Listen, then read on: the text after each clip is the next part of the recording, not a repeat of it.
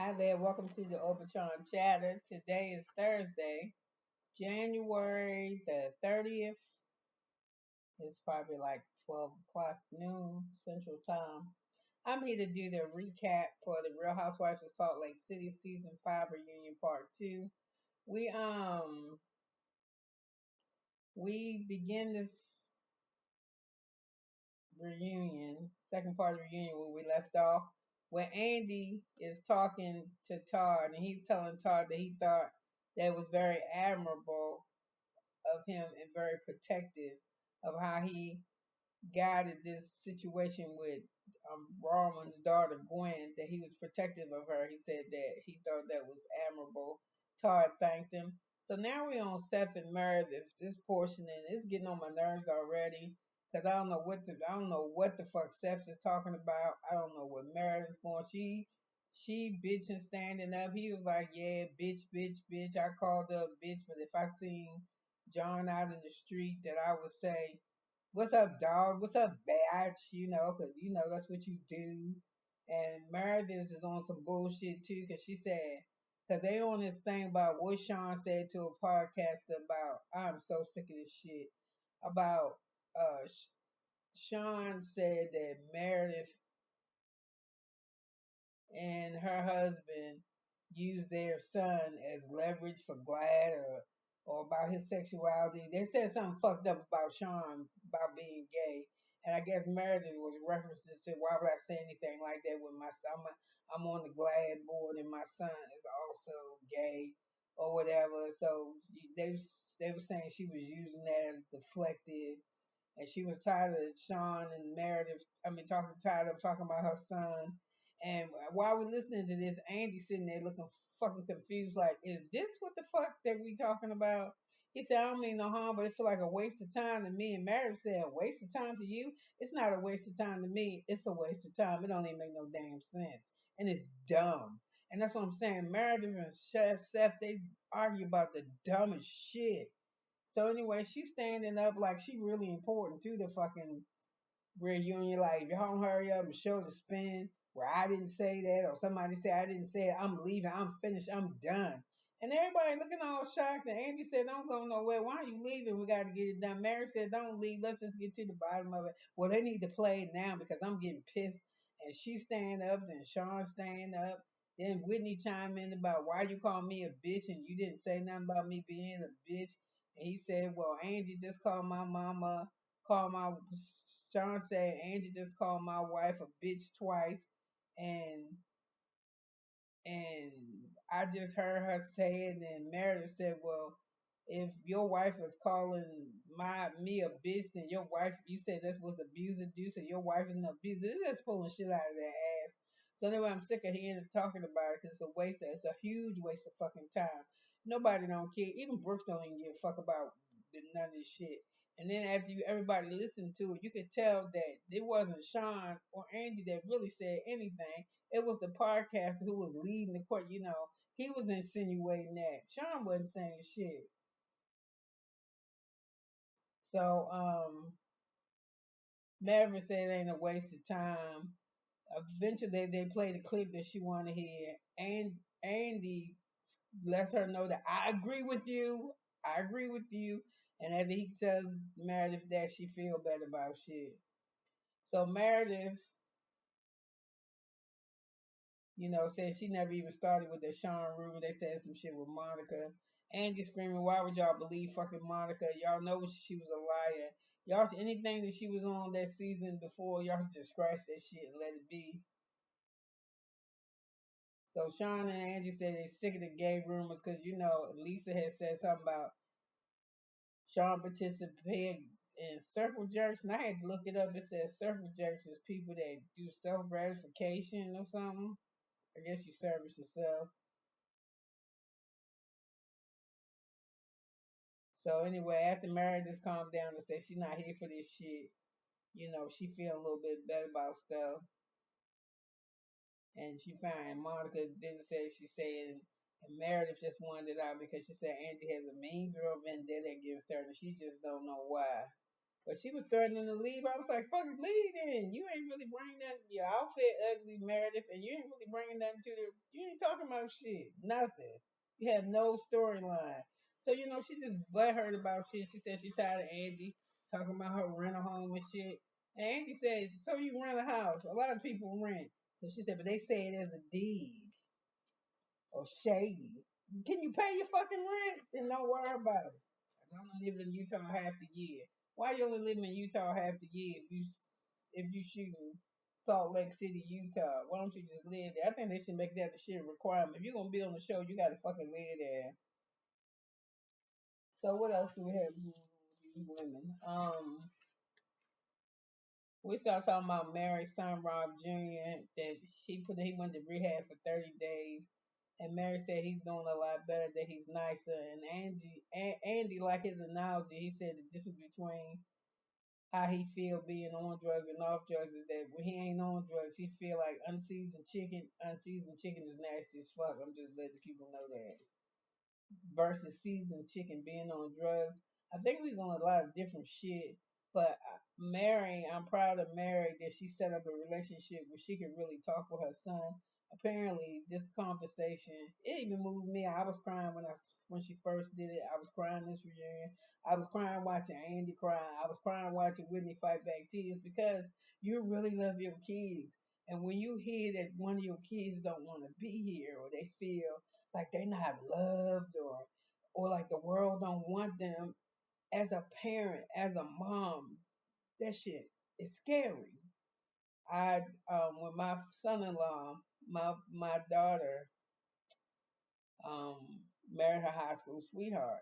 So this is her baby daddy's her husband. And after she got married, her husband died from cancer, like real quick, right after the third baby, the last baby. And my daughter didn't know how to function. And for a minute, she came to me and she said to me, help me. And I was like, what do you mean, help you? She was like, I don't want to be here.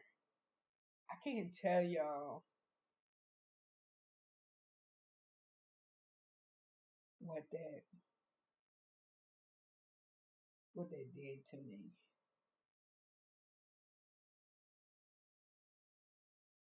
To think that my daughter didn't want to be here the next day, and she has three kids, and she has a mom that love her, brothers that love her, and grandmothers and aunts and uncles and friends. That she didn't want to be, that she would rather go home to God than be here with me. So I felt a lot of compassion for Mary. Glad that the relationship with Mary and her son, even Robert Sr., touched a lot of people. She said that Robert Sr. was broken because his son is broken, but very happy at how Mary handled the situation. Was very proud of her as a mom, thought she did a wonderful job. Said that, he's really proud of her. Um, Everybody commended her on having a relationship with her friend. That's the thing. You can't judge your kids. They gotta be like, and it is hard. I'm telling you, as a person that has grown kids, to have your children come relate some things to you about you and your relationship with them and to them what you are not doing good or what's not supporting them, that shit hurt because as a parent, you always feel like you're doing the very best that you can for your kids. You're always putting them first, even if it in the end of it, to them it don't look like it. I always put my children first. Always. Always. And when I don't put my children first, right to them is my grandchildren. So it's my family. So everybody had to cry on that and was sad as shit about it. So anyway, we got Byron and talking about Todd and his emotional affair. Todd said he apologized. He didn't see it, but he's sure that Byron told more than what he wanted her to tell. But it's all good because it's already out there. So Brahma said it wasn't so much as the emotional affair. She said, yeah, I think he was talking too much. So everybody thinks she bullshitting all the ladies because they think he was fucking this lady. And she said to her it was more emotional. It wasn't nothing sexual, but they said you tried to make it seem like it was. And then you got mad at us when we wasn't saying fuck Todd. but you went behind our back and was and Whitney and the other ladies minus Mary was saying, Angie was saying shit like maybe Meredith and Lisa are prone to this because they had infidelities in their marriage. And Lisa and Meredith both let us know that they don't fuck around on their husbands, that they don't cheat, and they ain't never cheated on their husbands. So Angie and Lisa, they keep going back and forth. Angie just keep calling Bezos and what's the Bezos and OPEC or something, because he wants them to shut up. That's supposed to be their words to make them calm back down.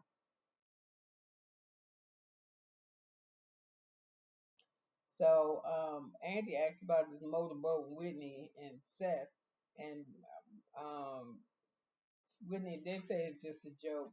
It's just a joke. Seth don't want to motorboat her. He probably really do though. So somebody asked Heather how she felt.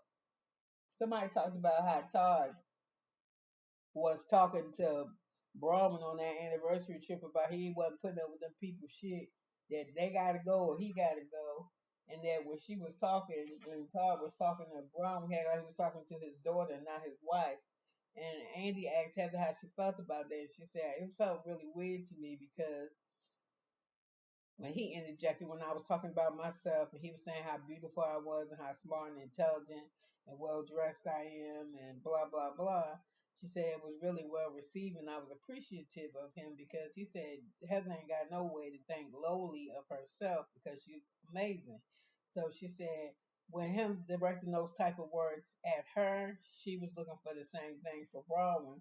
And it just kind of, for him to say about Broadway, just the way that he approaches her and talks to her, she said, it reminded her of her relationship with her husband because all she ever wanted to do was be married and be a good wife. And, she kind of had to put up with that type of relationship that she didn't want to deal with. So, when we get back to Married to the People again about Mary and her son Robert Jr., Heather said she appreciated the conversation that she had, that Mary had with her son too, because it made it easy for her to talk with her daughters. Angie said she feels honored to be able to share, for Mary to share with her the things that she shared. And she said she commends Mary in every way, that she thinks she's a wonderful, wonderful mom. And she said, Angie said that I love their friendship. Even just thinking about it made me want to cry. It's, all of them doing that at Ebony and Ivory, Boaz and Dorit. Now we got Mary and we got Angie. Let me see if I can think of another one. Right now, I just can't. But anyway, Whitney, she was still over there falling apart. She said ever since season one, she hadn't talked to her father because her father has addiction too. And she said watching Mary had a conversation with her son, her kids watching, now her children can understand a little bit better about why their grandparents not in their life. But I suggest just I would just talk to my father. My parents are both deceased, my mother and both of my parents. And if I could just talk to them, I would talk to them. I mean, I talk to them now, but you know what I mean, where they give me a response back. So,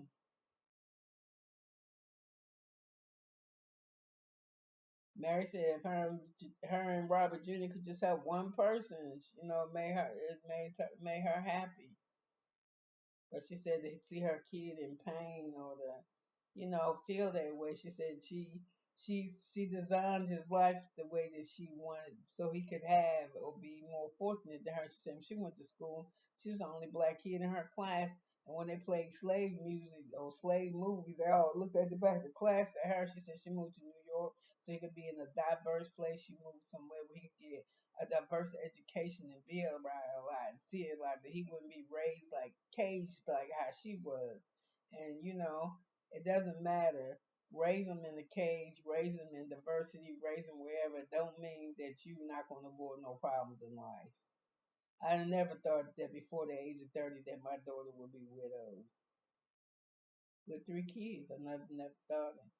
I never thought my oldest son be 37, not married and have children, not be married and not have kids. And I don't care if he does or he doesn't. If he's happy with his life, then I'm happy. The one that's gonna be 25 in March, no wife, no kids. You know what I'm saying? But no issues. But that's family. So, anyways, Mary wanted her family. She did. So Andy wanted to know what was the difference between Mary. And Mary said she think the difference is this time, this season that she really has. She met a friend. She really met somebody who wanted the best time with her and cared about her, and it really matters to her. So Andy asked, "What about Meredith?" And Meredith looked like she over there seething, like, "What the fuck is this thing with Angie and Mary?" And Mary said, "Oh no, I still love Meredith with all my heart. We had a little something, something go on with the Aubrey Hepburn bangs and shit." She said it was insufferable. It was insufferable. And Meredith said, "I don't give a hell. Y'all talk about my bangs. Look at all the other shit y'all say about me." So she got a laundry list of all the shit everybody say. So they teasing her, asking if she take notes after every show. And she said no, she just put this together today, but it's not even the whole 5 years that the show been on. It's just head the stuff that she can just call and recall from off the top of her head. So Mary said that there's nothing wrong with our relationship. She said that fucking she only Meredith want to live in Utah half the year, and then when she ain't there, she traveling. So Mary said our lives just cross different paths. She be real busy, but she reaches out to me. She calls me, and Meredith said, "I'm sorry I wasn't there to support you with Robert Jr. like you needed." And she said, "You did what you needed to do. You texted me, you wrote me, you reached out, and I felt it." And she thanked her. She started teeing up some more. And she said, I love Meredith. I love Meredith. So she said, Meredith, give me a hug. So they got up and they hugged each other. And Meredith said, what happened to your breast? And Meredith had a breast reduction. And she said, oh, okay. So she said, Angie, fix this with Meredith because I love her. So Angie said, well, that's why we're here. So Angie asked Sean and Whitney husband name. Sean and John, what was up with the party, and why was y'all arguing? And Justin, that's his name. Oh, I think Justin's. I think Whitney husband, although he a little bit on the chunky side, he fine. He got them dimples and them eyes and that smile, girl. He cute to me. I'll fuck with Justin. So anyway, he was saying the first time I probably came off crazy. He said, but the second time I didn't really get it. So they both said they made it more in their head than what it really was, but they real cool now. It's all good in the neighborhood. They ain't got no beefs about nothing. So Angie asked, was anybody surprised about Angie and Mary's relationship, them being so close? And both Angie and Mary said, be honest, tell the truth. And Angie and Hannah said, I'll be for real with you. She said, I'm glad about it. She said, it surprised me. I'm surprised, but I'm happy that that you got somebody that you close to and that they got to see a different side of what's her name of Mary this time.